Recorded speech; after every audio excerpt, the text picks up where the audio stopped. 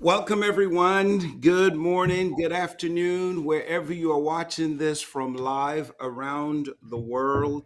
Thank you for joining us on this special live broadcast on Hunger Action Month.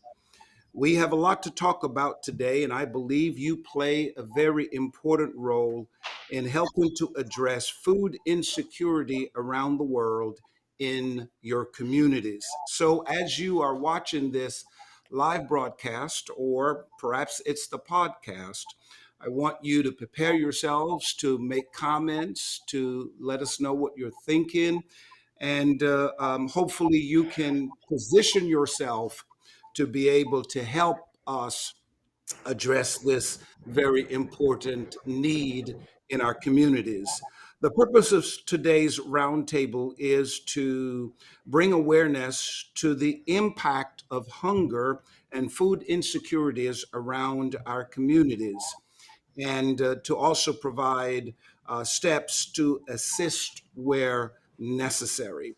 I am privileged to be on this platform with such gifted and talented individuals. And our host today is no stranger to many of us. Her name is Attorney Mila Risen, and she's partner at K&L Gates Law Firm. Ladies and gentlemen, I am glad that you've joined us. Perhaps you're at work, wherever you are. Please help me welcome Attorney Mila Risen. Take it from here, Mila. Great. Thank you so much. And so excited to be here with everyone today. Good morning. And this is such an important topic, and so glad we're taking the time to cover it today. And like you said, the people on the panel today are just wonderful on this topic, and really looking forward to getting started. Before we do, I just wanted to spend a second as to why this topic of hunger and food insecurity is important to me. I am on the board of Dare to Care, which is a community-based 501c3 in Lauderhill, Florida, close to here. And they have been doing great work for over 16 years in South Florida. Targeted initiatives are in place, and one of those targeted initiatives is food insecurity. So it's allowed me to really get to know a really important area through this organization. We're going to spend some more time talking about Dare to Care today, but I thought I would start with that overview. And let's do some introductions of the speakers before we get going here. We could spend all day on their bios. Each one of them are just beyond talented and beyond knowledgeable in this area, but let's go one by one if we can. First, with the introduction of Bishop Henry Fernandez. He is one of the most anointed people that you could know, and he has a list of accolades, whether he's an entrepreneur, motivational speaker, he has written plays, a best-selling author, also the senior pastor at the Faith Center, which has celebrated 30 years, and as part of that has been serving this community in South Florida, and has been part of Dare to Care since its inception. So very, very knowledgeable on the topic of hunger and food insecurity we're talking about today. And so glad that he's part of this, and just going to be a great part of the panel. Also, we have Commissioner Nikki Freed. Most of you know her as well. And she is the Commissioner for Agriculture and Consumer Services since 2019. And since she took office, one of her top priorities has been food insecurity and food access. She's taken a significant amount of initiatives in this area, and it had a huge impact. Some people don't know the wide range that she's accomplished in this area, but whether it's with children, whether it's in the rural communities, whether it's with seniors, food banks, farms, it's just a wide range, and I can't wait to hear about it today. It's going to be a great conversation. Also, she's secured recently $93 million in federal funding from the USDA to support the school nutrition program to feed over 3 million children in the schools. So can't wait to hear from her on the topics. And then also we have Pastor Debra Hill, again, someone who's no stranger to this group and who we can't wait to hear from as well. She is actually the chairperson of Dare to Care. And in terms of her professional career, she is the former director of nursing for the Florida Department of Health and served in that role for 35 years before she retired. So in both capacities, she's able to speak to the topic today. So really want to just welcome everyone that we have, all of our speakers today. And then moving over to just a very brief overview before we get speaking about the topics in a panel is that to just talk about Hunger Action Month and what this means and why this is important, and then also some statistics to touch on.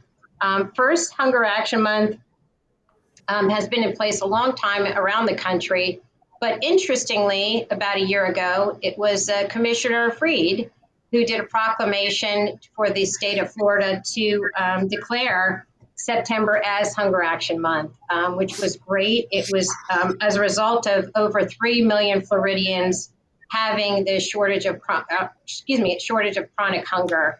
And so it's a significant initiative, a significant proclamation a year ago. And it really allowed the awareness of hunger in the United States and locally. So I think one of the things to start and take a pause is before we start talking locally, at the intro, we talked about what does this mean to everyone globally? And spend 1 second on the global impact of hunger. I don't want to spend long on it, but there was a recent report that came out from the state of food that talks about food security and nutrition in the world. And it was 2021. It was UNICEF, World Health Organization, top organizations, and they talked about how between the past year, in terms of 2020, that between 720 million and 811 million people in the world faced hunger. A real significant set of numbers also in this report talk about the impact of the pandemic in 2020 on children. And that's what we're going to talk about today too, is what are the impact on children in other key areas. And we're concerned, it specifically says in the report, about children under age of 5 and how they're affected by stunting, 150 million stunting, 45 million in wasting, and 38 million in overweight. So it really goes into some really staggering sets of numbers. It was throughout the entire world, but with a particular focus in Africa and Asia. What does the United States look like? It's no stranger to the United States, this issue as well. Over 38 million people are impacted in 2020. Florida, we're going to hear about today as well. In 2020, 1 in 4 children in Florida are estimated to be food insecure. And then when we take it down to Broward County, the numbers are just as staggering, which is that 18.9% of children in South Florida food insecure, which is over 236,000 children go to bed hungry every night. So that's some data that I think is important to really think about. I think it sets a good stage as to why a year ago there was Hunger Action Month put in place by the commissioner, because I think that those numbers are staggering, and it's such a worthwhile topic for us to be covering today. So I don't know if anyone has any remarks before we get going, or would we like to start getting into the questions and answers? Questions. Okay. So for the first question, what does Hunger Action Month mean to you? And let's start hearing from the panelists as to what does this mean to each one of you when you hear of Hunger Action Month?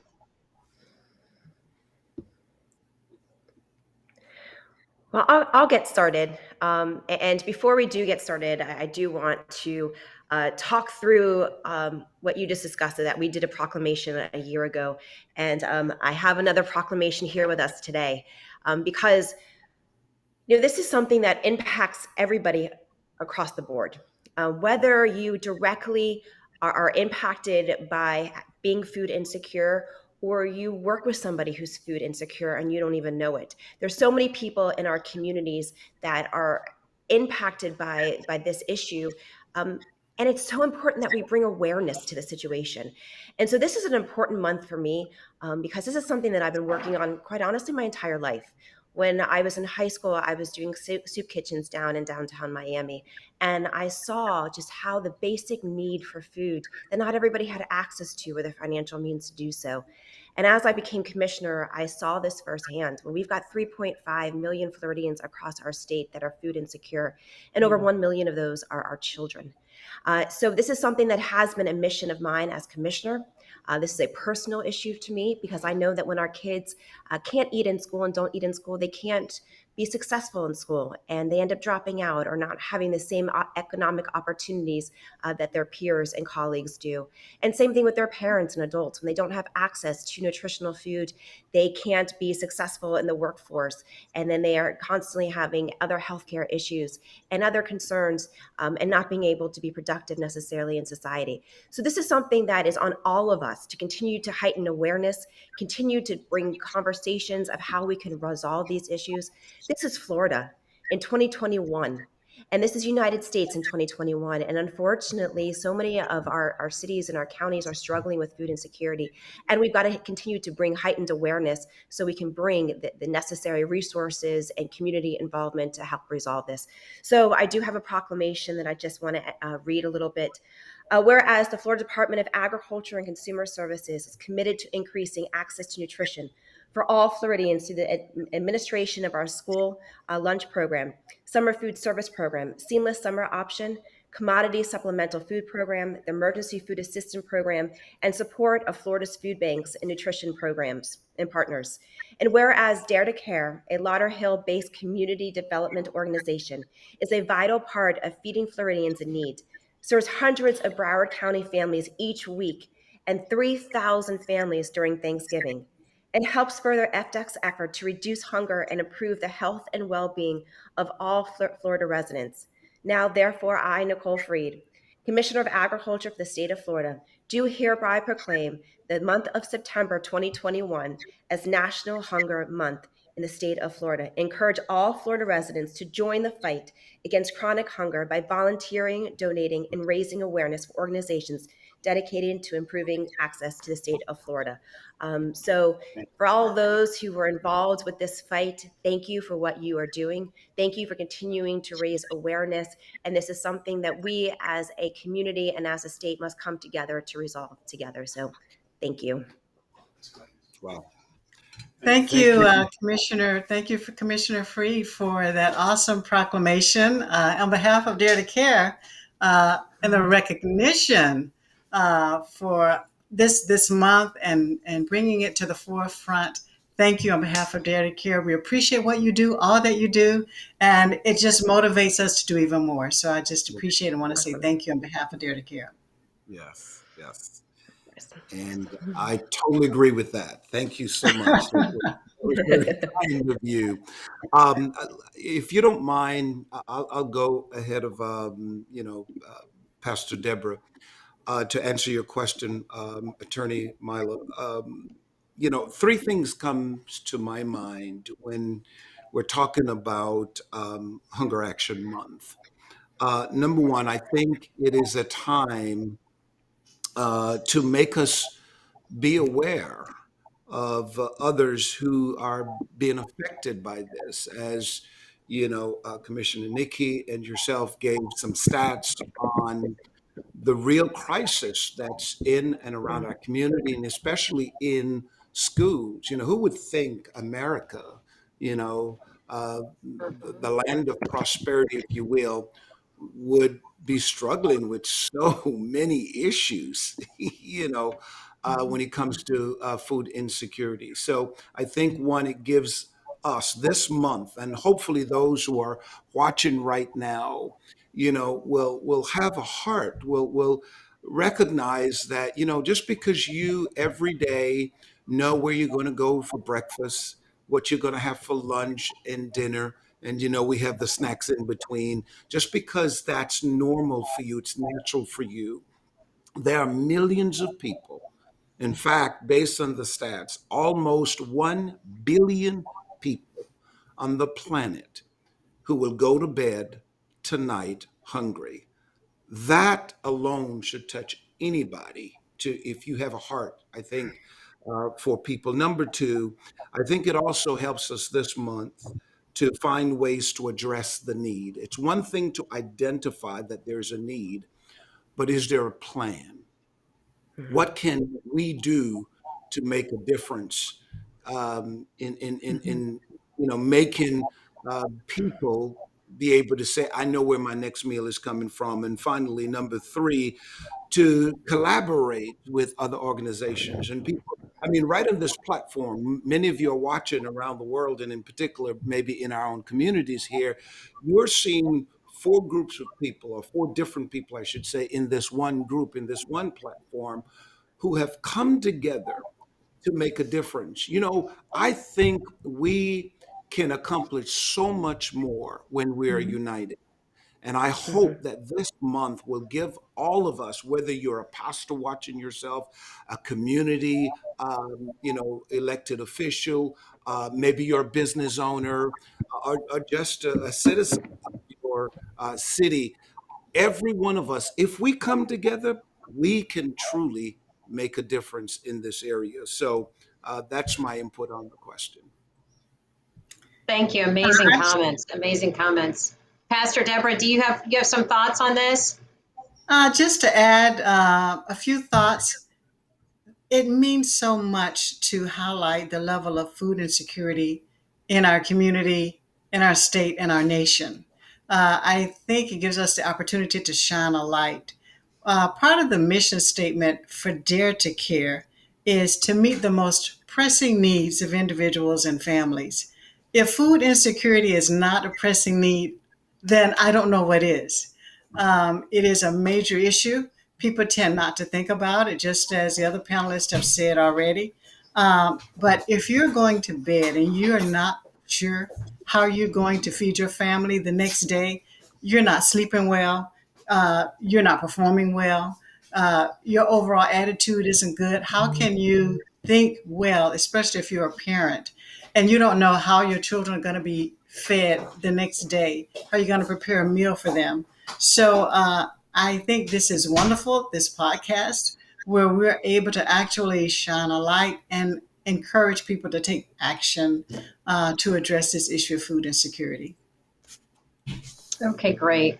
So I think one of the things to also talk about, and it sounds like everyone's touched on this in the opening, is what can we actually do? That we've heard about the statistics, we've heard about the need for the awareness, but it would be great for all of us to now spend a couple minutes talking about what can we do and what are we doing to bring awareness and change to the current situation. Well, I'll start. I can start with that one. The good news is each of us can help bring awareness to this situation. We all have a role. Um, just with Dare to Care, the amount of people we serve every week, we serve approximately 1,000 individuals every single week. And you can volunteer, you can send donations in, you can talk to your neighbors, talk to your friends.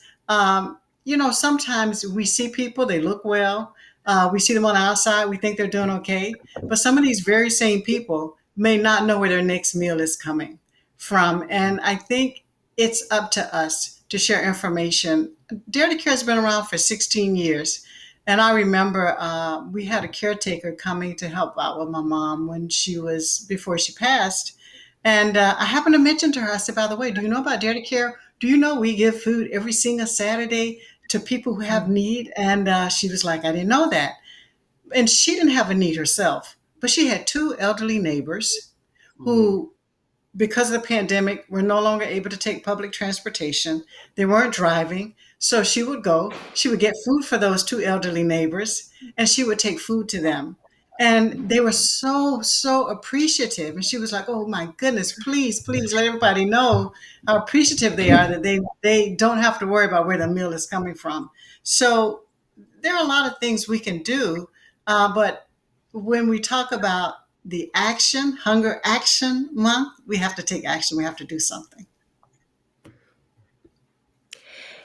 And I can jump in here too, because there are so many fantastic organizations across the entire state and across the country that are doing so many great works like Dare to Care, No Kid Hungry, and there's so many opportunities for people in the communities to get involved. But what I've also seen across our state is coming up with new initiatives, new ideas of how to feed our communities.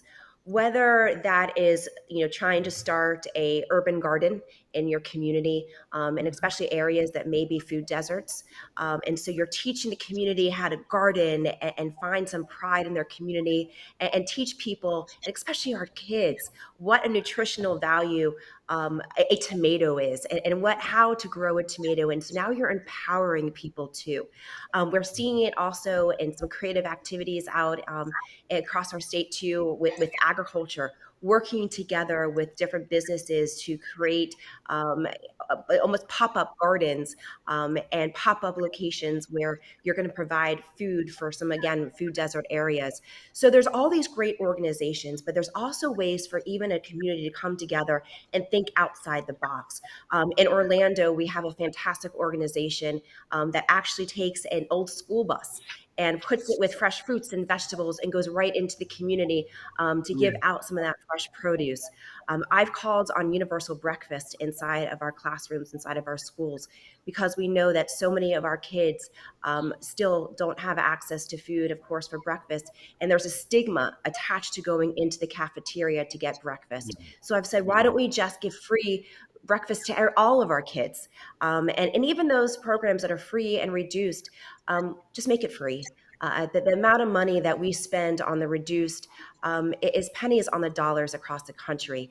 And so giving everybody an opportunity to have this nutritional food, and unfortunately, and not to bring politics into this at all, but we're sitting on $840 million that right now should be brought down from the federal government that are supposed to be going to emergency EBT, BT, and SNAP benefits to our children.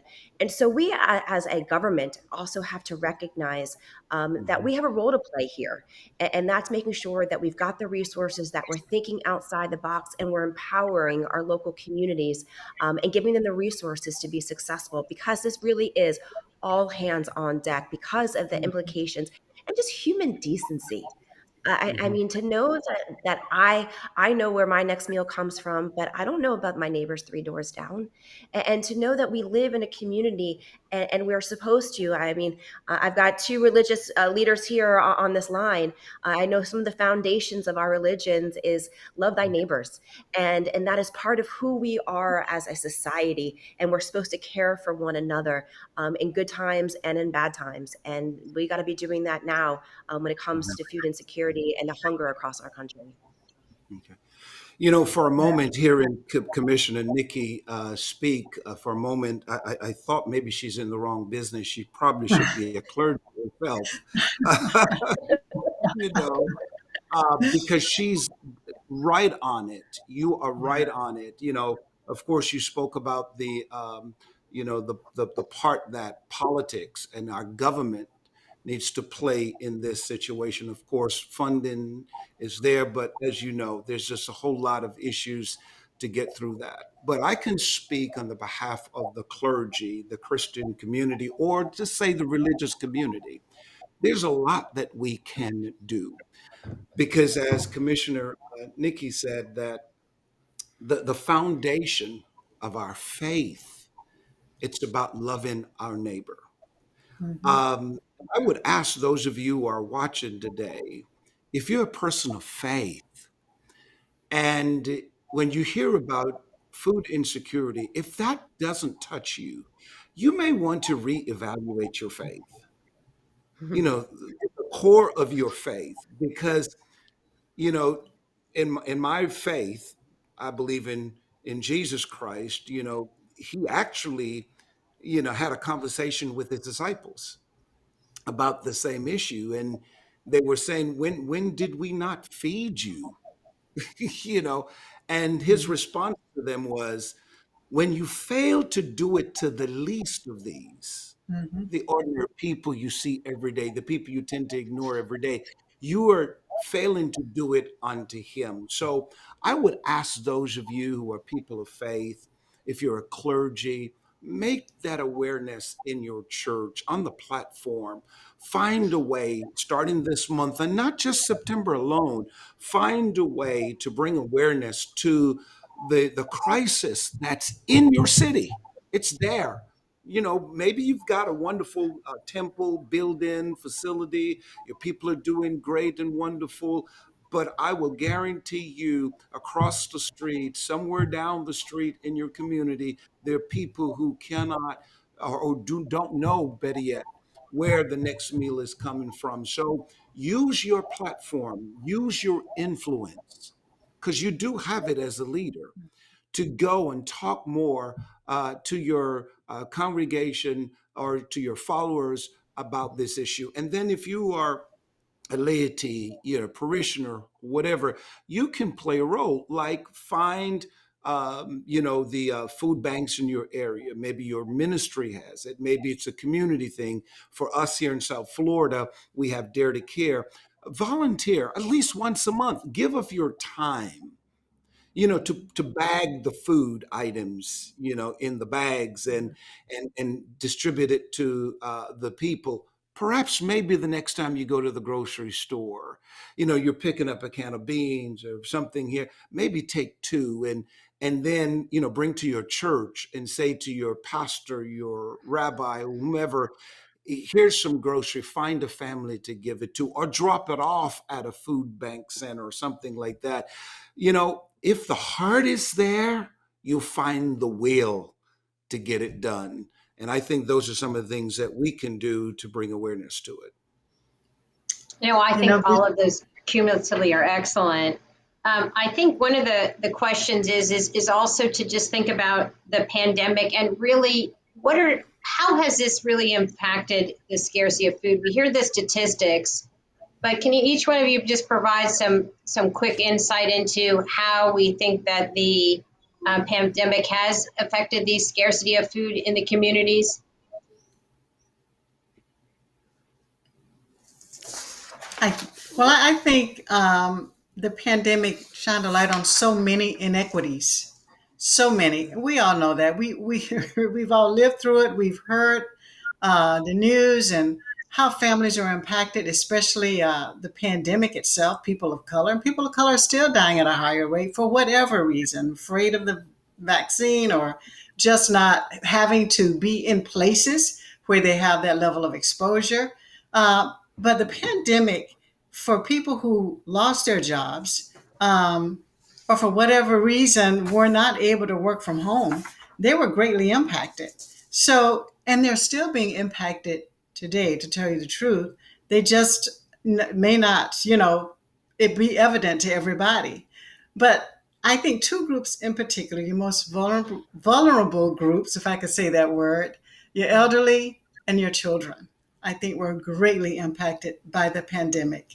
As I said earlier, I think the elderly wanted to and had to stay home, okay, because being out caused them to be exposed potentially to the virus. So if you're an elderly individual and you already have limited resources, you're living based maybe a social security check, uh, income that's very, very limited, and you depend on maybe Dare to Care, going to Dare to Care once a week to pick up your groceries, or maybe you're depending on somebody to take you to the grocery store, and you no longer have that. And you are sitting home hungry, not really knowing where your next meal is going to come from. And then, of course, the impact on families. I mean, I had three sons growing up. And I tell you, there were times I would go to the grocery store, I would want to cry when I had to try to feed those three boys when they were in their teen years. And I just don't know how families are doing it today when Mm-hmm. they're barely making minimum wage. How in the world are they doing it? And then with the pandemic, how even more were they able to do it or less able to do it once we went into this whole shutdown mode, and now they're just trying to recover. So yes, I think we do have a huge, huge issue, and I think the pandemic just made it even worse. And it's like Bishop was saying, as Christians, as religious individuals who have the same belief to care about your neighbor, How can we not think about these people who've had to live through this pandemic and just struggling each and every day, not really Right. knowing, where their meal is coming from? And yeah, I think it's had a huge impact. And I can jump in here too. Just knowing, we help to administer all of the summer break spots. So when we and help to administer a lot of the food banks across the state, and we saw firsthand that impact. Not only did my team, when we knew that schools were closing down, have to jump into immediate action. We worked around the clock for that weekend going into the closure of schools to make sure that no kid was going to go hungry during the closures. And every county was a little bit different of how to make sure that how to get the food to the children, whether it was picking it up at different locations across the county, whether it was one pickup spot, which only 3 days a week or 2 days a week. And so watching our schools and watching our communities come together to make sure that our kids were eating. But we're even going through that right now where our schools are open. We know that there are thousands of kids that are quarantined across the entire state. And there is no mechanism of how to make sure that those kids are being fed today, because there's no summer break spots locations open because our schools are open. And it's a logistical nightmare to figure out how to make sure that those kids are being fed. So our office is working around the clock trying to find solutions to that. But this just kind of continues to magnify what is happening every single day with our families. And Pastor, I think you are absolutely right that there is a time during this pandemic at the very beginning when we were completely shut down, where I was like, what is happening to our seniors who may not have smartphones and may not have our all of our apps that we can just order Instacart and get our foods delivered to us. I mean, our seniors don't have access to that. And if our typical caregivers are not providing those Mhm. resources and they don't have access to the same people who are typically taking them to go food shopping, what was happening to our seniors. And I think that this again continued to heighten the awareness of what is happening. And I volunteered a lot at our food banks in the last year and a half and saw every community coming together, but seeing those lines get longer and Mm. longer every single time. And the people that are coming to those locations saying to me, this is the first time I've ever been here. Hmm. Thank you. And to Hmm. know that there are so many people for the first time had to ask for a little bit of help, and there's nothing to be ashamed about. There's so many people across our country that were struggling, and we struggle together. And so there's never feel bad about asking for help and for assistance, as long as you're willing to give it back when you are in a capacity to do Hmm. so. And that's always, I come from the Jewish faith, and we are taught to kun olam, to heal the world. And that is who we are as people too, is to always be able to give back. But I do think the pandemic unfortunately worsened the situation. But also, I consider this almost a silver lining that we're having conversations like this. And these are not the Right. first time these conversations are happening this month or the last year. The more and more people across our country are recognizing the food insecurity that has happened across our country, and more and more people are finding in their hearts to want to help and to be supportive of their communities. Commissioner Freed, you bring up a good point when you talk about the shame, um, because I do think that, like you're saying, it's the first time that people have had to access a food bank, and there is a Right. lot of shame to that.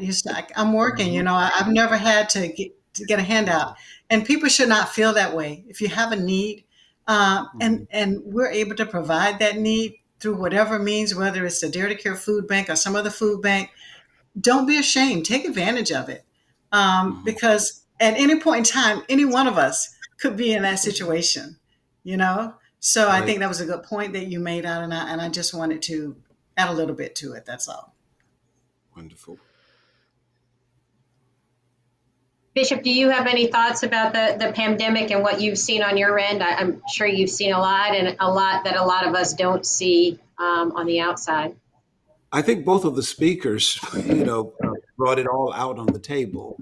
Definitely, we've seen longer lines. The need is there. I was volunteering at our Dare to Care Center. I believe it was last year during the week before Thanksgiving, or the week of Thanksgiving, I should say. And what struck me was the fact that last year was so different from previous years because I've watched people with certain cars, certain professions. I mean, I even saw a police officer, a police in uniform, come. Now, maybe it's for someone, whatever, but I think we need to get to the place where we normalize the fact that it's okay to be in need, because we're all people who are in need. It may not be food, it may be in need of love, in need of something. And one of the things that I have identified during the crisis, the pandemic, is that there's a lot of people who are putting their pride away and say, look, if help is there, I'm going to go and take advantage of it. And for the rest of us, we can also make it easy for others who may feel ashamed, you know, to know it's okay to go get, bags of groceries or whatever food you can get. Another thing people can do, and I've seen this in during the pandemic. I know of people who have done this, is apart from even giving to the food bank centers and so forth, they will take it upon their own and drop off groceries, go and shop for family members and friends or the seniors and drop groceries off. We all can play a role because the evidence is there that the pandemic has definitely increased the need. Yes. And Okay, great. Yeah. I just Oh, want go to add ahead. I'm one sorry. thing too. I advised you when people were receiving those the first stimulus checks last year. I was on some Zooms in some communities that said, I really don't need it. Can I give it back to the government? And there was no mechanism to give it back. And I said, why don't you do this? Why don't Mm. you deposit the check, cash the check, and either go buy, I think it was $1,500 was those stimulus checks, go either buy $1,500 worth of groceries for your local food banks or go donate it to a local food bank. Those were kind of my advice to those people who said, I want to give my money back to the government. And I said, well, there's no mechanism to do that. But why don't you go use it for something good? And there's a lot of people in your community that may need help. So again, coming up with some creative ways to be able to give back in times like this is what brings communities together. No, I think that's exactly right. So I think our last question, and we've touched on it for a while, and I can't believe all the great thoughts we've had today. But if you're speaking to the audience, and this is your last thing you want to say to them about what they can make a difference, and your closing remarks, what would you say to them? I mean, because we've had so many amazing points today, but what would your final conclusion thoughts to this audience be? I will end it this way. I've noticed that there is Lacastra Horton made a comment. She says people are not able to go and get food due to the corona virus. I will say to her and to others, the need is great. We understand that we're in the midst of a pandemic, but help is also available. And there are several ways you can, position yourself to receive the help. So, for example, the virus is there, but if someone is unable to go, maybe because they're a senior, to a food bank or somewhere where groceries has been handed out, I just urge the community, um, you be the individuals who will go and get the food for these people. So, Cassandra, I think is the name, Horton. If you're in this local area, please reach out to Dare to Care. I'll ask Pastor Deborah to give the information of where they can. If you call us, we'll have somebody drop it off. And wherever you are watching from, maybe you just need to ask yourself the question. I think that's my challenge and my charge to you. What are you going to do to make a difference? Okay, you've heard Mhm. us all talk today Mhm. about what can be done, what we have done. We've brought awareness to the issue. Some of you probably never heard of this September food, awareness month and so forth. Now you know. The question is, what are you going to do Mhm. with the information, the Mhm. knowledge that you now know? Because you see, sitting on the knowledge and refusing to do something about it I think it's a crime, especially if you're a person of faith. I think we all can play our role. We can't fix everybody's problems. We can't fix the world's problems, but we can fix the problems that we are assigned to. And I believe, speaking of myself, I'm assigned to my community. I'm assigned to people that are within my reach. I'm going to do my part. Will you do your part so that God can be pleased with all of us, that we took care of the least of these? Bishop, that is great, and I think I'd just like to tag on what you're saying. And I was going to say it. What would we ask? Volunteer, volunteer, volunteer. Donate, Yeah. donate, donate. We have our Thanksgiving drive coming up, and last year we served about 2,500 individuals. This year we'd like to make it 3,000. And everybody can do something. Even if you don't Yeah. have much, you can give. It takes $30 to feed a family, by the way. And the other thing I wanted to say, yes, the coronavirus is here. We have made it safe for everybody. It's drive through. There is no contact with any of the volunteers. So if you drive through, open your trunk, we put the food in, and you're good to go. So, if you know somebody who needs access, give them a ride. If you yourself need access, call and see if you can get it delivered, or ride along with somebody, a friend or a neighbor that you're comfortable with being in the car. So there are things we can do, and of course, we appreciate all the commissioners doing with the food and the distribution. We appreciate that. All of our partners and sponsors. We have so many sponsors and so many partners who help provide this food so that we're able to serve the community. So $30 to feed one family. If you can donate, donate. If you can volunteer, bring your kids, volunteer, help them.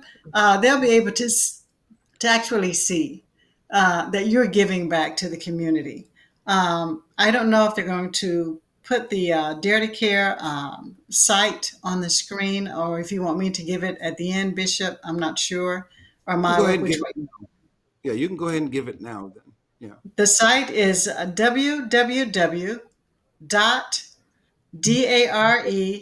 dare to care, int.org/DTC 2021. That's www.daretocareint.org/DTC 2021. And if you will go to that site, you can sign up to be a volunteer, you can donate, you can find out more information about Dare to Care. So there's the information, and please, please help us out. And I think if you didn't get all of those sites and all of those things, reach out to us. I mean, I'm on the board. Pastor Debra is on the board. We're happy to talk to you and see what you're interested in, what you're interested in doing. So I think that it's whatever you can do. But I think that we all want to make ourselves available to you as well. And so I think that's something that I want to also encourage as part of this call is that it's donating, and also go on the website and look to see all the initiatives that are out there for Dare to Care, because it is critical that we talked about feeding 3,000 families, which is a huge lift right now. And I think we want to make sure we're able to do it. And so anything that can possibly done, it can be done is critical to us right now.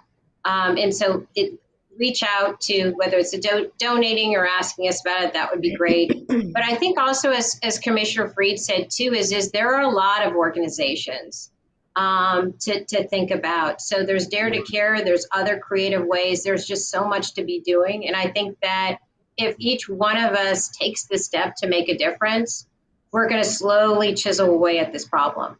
And I think Yes. that's the biggest takeaway from this call is that how can we empower everyone on this call to continue to make a difference? And so, Commissioner Freed, I know you probably have your great remarks too. I don't know if you want to chime in and let the audience know what you're thinking. Yeah, absolutely. And kind of just to summarize what has been said on the call, we've got a lot of Floridians who are right now are struggling to make ends meet. Whether it was because they were already food insecure before the pandemic, or the pandemic accelerated the situation for those families.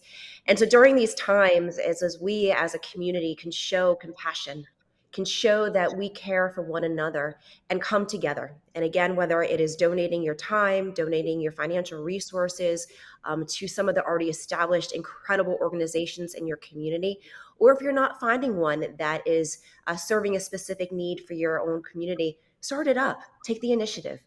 And Hmm. I cannot agree with the Pastor Moore, take your kids. This is something that we have got to make sure that the next generation also sees it and also sees how they can be helpful. I know that I take my three stepsons every time there is a food drive here in Tallahassee. We go to the Second Harvest Food Bank here in the Big Bend, and we volunteer, and we talk through. You remember that great croissant that you had this morning? Well, most families across our state don't have access to that.